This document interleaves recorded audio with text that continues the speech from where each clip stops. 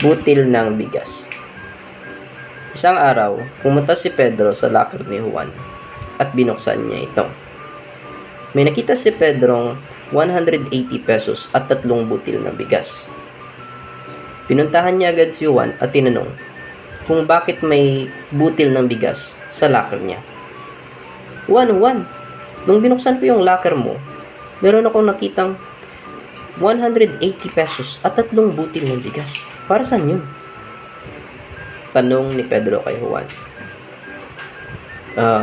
Pedro, may aaminin ako sa'yo.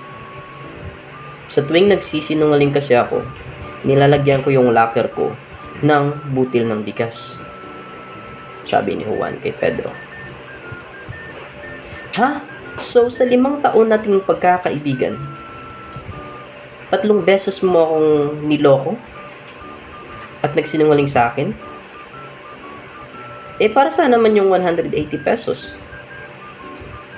Actually, Pedro, umabot na ng 5 kilo, kaya binenta ko na yung iba. Kaya yun, naging 180.